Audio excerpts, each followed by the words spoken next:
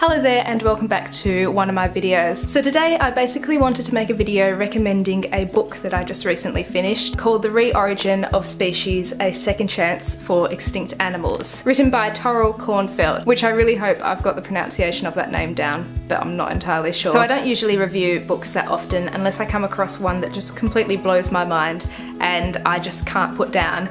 And this is one of those books. So I finished it about a month ago, and since then I've just been needing to tell everybody about this book basically. So I thought I may as well tell you because you could be interested in it. So basically I came across this book at the end of last year in a book sale at my local bookstore, and it was like love at first sight. I initially just saw the front cover and the spine, and I just liked the colour scheme that they sort of went for with that.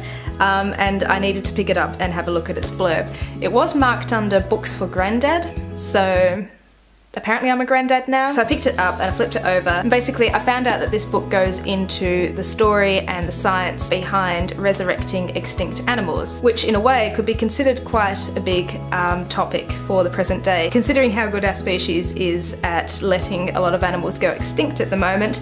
I thought this would be a decent book to read just to sort of get more general knowledge, and yeah, it just tickled my interest. This book was published back in 2016 in Sweden, and last year in 2018 it was translated into English, and so this is that book. And basically the book is about Torill's own sort of journey and investigative type journalism into different scientists around the world who are currently actively working on trying to bring back extinct animals, such as the woolly mammoth in Siberia, passenger pigeons in America, the aurochs as well, which is like a distant relative of the cow, and there's a few other species in there as well as a mention of dinosaurs too. So I mainly actually picked this up for the idea of resurrecting dinosaurs because, you know, that's cool. But I learnt so much more from it as well.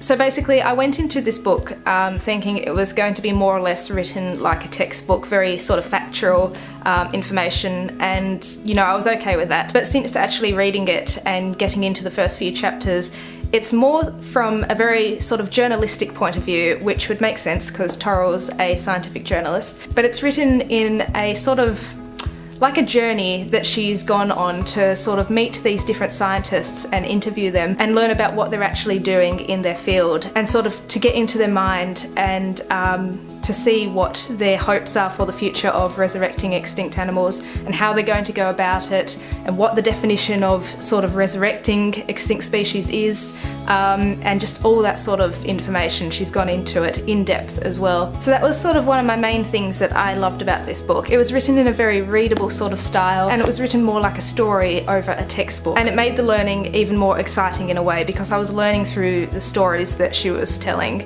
about her own experiences of travelling to out in Whoop Whoop into a science base and learning about what scientists are doing to try and resurrect these extinct animals. So it was a very entertaining sort of read because it felt more story based than just here is the facts and figures, and for me that's sort of easier to digest and easier to sort of learn what she was saying. So that was one of the main reasons that I absolutely just loved reading this book. So the book's basically broken down into 15 chapters, and each chapter more or less goes into interviewing and learning about a different scientist and their area of bringing back a specific species. And so each chapter draws on what was learnt in the previous chapter in a very fluent way, in that you're not having to look back and think, oh god, who was that scientist that she's sort of talking about. So that was nice as well. So if you put down the book for a couple weeks and you pick it back up again, I think it's quite easy to pick up where you left off and you're not having to go back and sort of think, what the hell happened last chapter? So another bit of praise for this book was that it wasn't from one point of view. Torill doesn't only delve into the pros of bringing back extinct species, but also the cons and how that could obviously impact on the environment, but also society and how we would see animals after that if we were able to suddenly bring back anything from the dead. Like,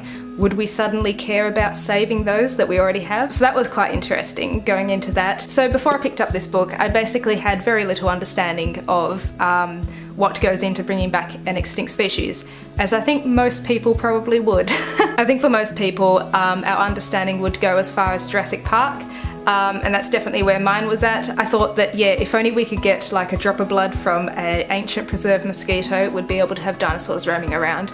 But that's very much not the case, as I learnt in this book. And the fact is that it would be near impossible to ever get an actual dinosaur from the DNA of past dinosaurs to be roaming around, and the science to resurrecting species is more like altering the DNA of species that we've got now to try and emulate the past species. So for example, the woolly mammoths, we wouldn't bring back a woolly mammoth as an exact copy of a woolly mammoth that died thousands of years ago. We'd more likely engineer an elephant to have fur and to sort of act like a woolly mammoth would. That's basically the exciting part about this book. I had no idea about that, and I feel like I have much more general knowledge on the subject area than what I did, and I really recommend it to you if you're interested in that sort of subject at all. I really hope my review was semi-understandable. This recording's been a lot of stopping and starting with heaps of interruptions, so if I've made any sense, then I have achieved something with this video. If you're interested in bringing dead species back to life,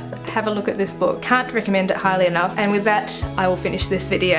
So thank you so much for watching this video. I really hope it wasn't a huge ramble. If you have any books similar to this one that you'd want to recommend me, then feel free to leave them in the comments, because I'd love to read more of this sort of genre. But apart from that, I will see you in another video. Bye!